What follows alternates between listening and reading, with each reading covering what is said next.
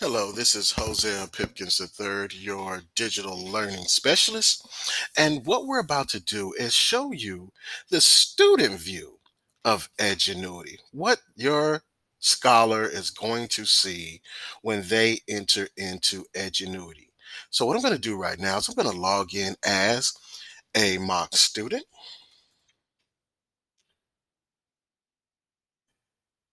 and then we'll be able to see what their view of Edgenuity is.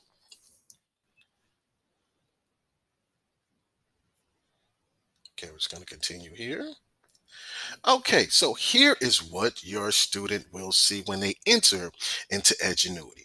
Now, you know there are courses right here on the home page for them, but prior to this, they will be prompted or an orientation video will pop up for them to see. On that orientation video, it's about 2 to 2.5 minutes, just simply explaining what Edgenuity is and some things that they can do with it. So if the student is logging in for the first time, they may or may not be able to view an orientation video. Once they view that orientation video, they will be able to go ahead and look at their courses that have been assigned to them. Now, these are mock courses that I have here. And so let me just give you a little explanation of these. So notice we have some mock courses right here. And if you notice, there's like this zero complete, zero complete, zero complete there. Well, that is the visual for the students to see how they're doing with their pacing in the course. So what would happen normally is, as a student begins to take this course, it will let them know if they're 5% complete, 30% complete, 75% complete, and it will show up on this line here in a red or blue bar. Now, also, there will be a little bar here that is black or a bar here that is telling them where they should be along in the course. Okay, so let's just say the black bar is here and they're only 35% done here, but they're supposed to be 50% done here if you follow along with my mouse. What will happen is there'll be a red bar that says 35%. And this alerts the student that, hey, I am behind on my pacing here in Edgenuity.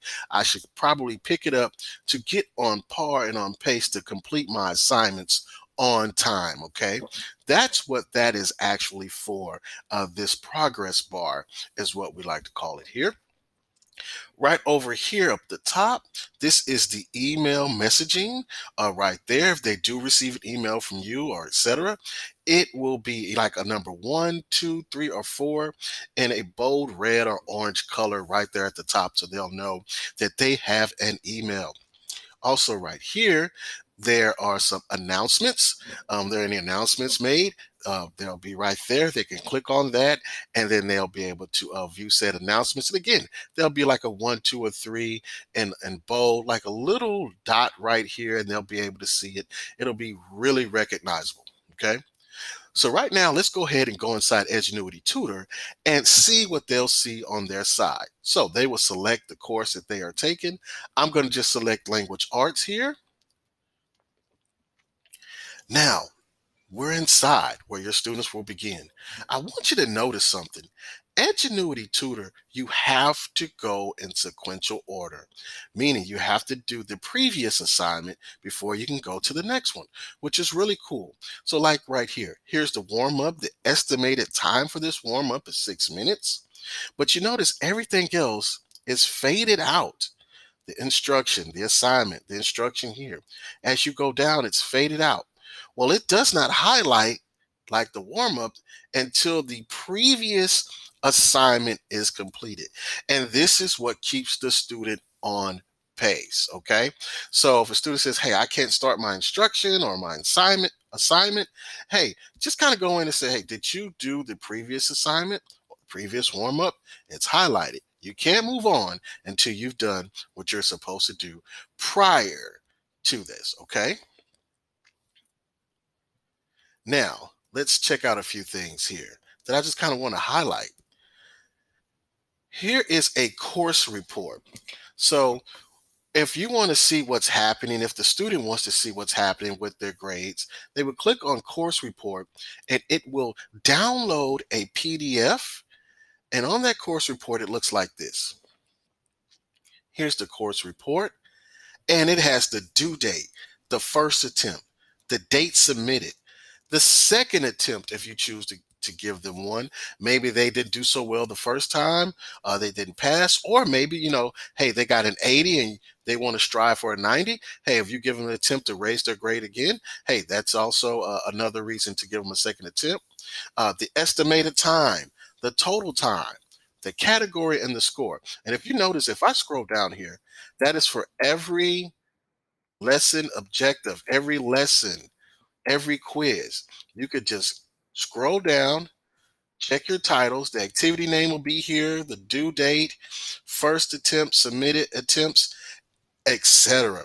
And so the student can print this out for you, or you can grab it and then they can have it for themselves and see. I think this is a great method of showing the kids, hey, this is where you are. This is your grade. Print it out, see what you have, pull it up for me if they decide to come back to campus, and they can see for themselves. So this is a great tool, the course report.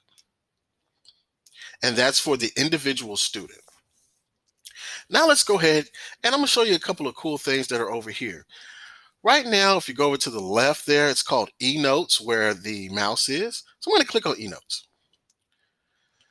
Your students are able to take notes in each section that is assigned to them. So exploring literary, nonfiction, and poetry. So if I click on that, right now there are no notes here because this is a mock student. But as your students begin to go in and read and learn about said assignments that you give them, they will have opportunity to take notes on each section. Notice there's no notes here, but they can take notes for each section.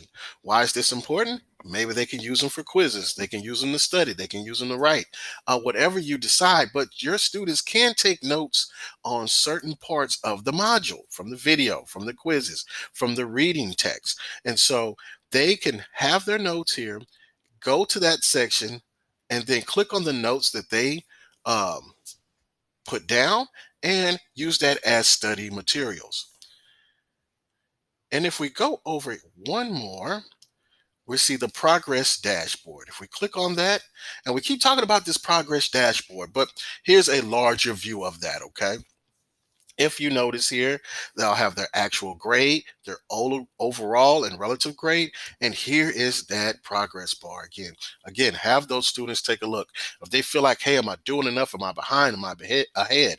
If they'll take a look at the student progress bar, which right now, again, ours is blank, but it's a mock student, but we know where to look.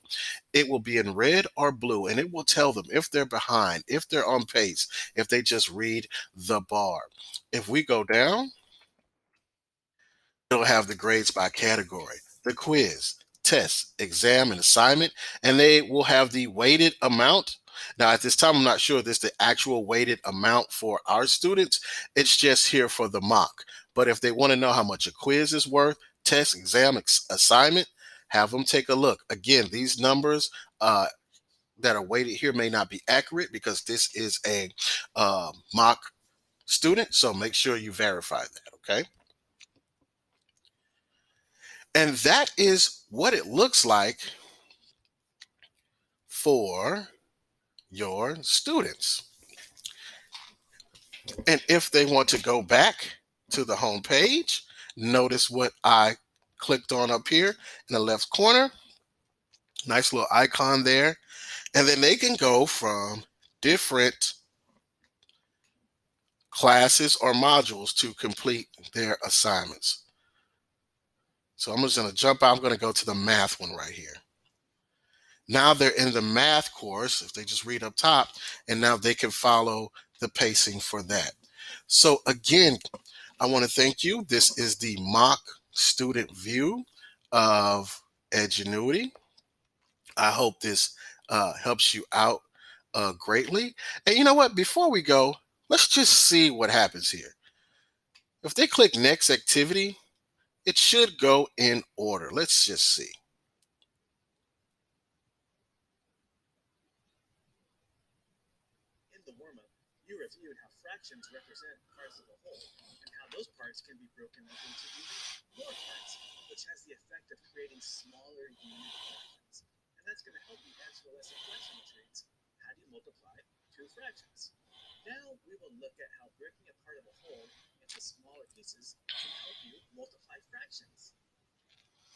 So notice they just played a video for the math course. And remember, we started off in the English course, but we went over to that icon and we were able to go there and jump in the math course and continue.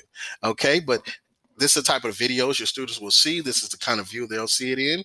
And notice right here at the bottom, it just filled in this little box here to let you know, hey, they just completed one video or one assignment or quiz, etc. Okay, so let's go back to the home box here. Click on that.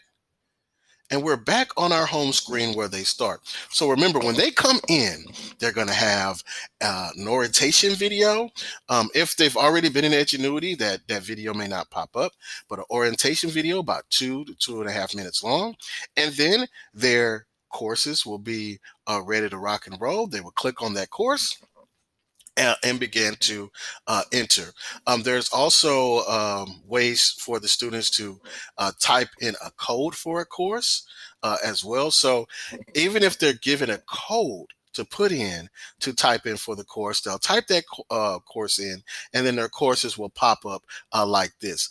But for the way that we are training this, we noticed that we had Ann Waite was the mock teacher for this. And so she assigned me the assignments. She assigned me the course. And so all I was able to do was just go in and click. So once you assign the course on your end as the teacher to said student, they will have their home page like this, and they will be able to click in the course and get started. I hope this helps. If you have any questions, feel free to reach out, email your digital learning specialist, the middle school team, Ann Waite, Chad Cochran, or myself, Hosea Pipkins III. Thank you. I hope this helps you out. Happy teaching.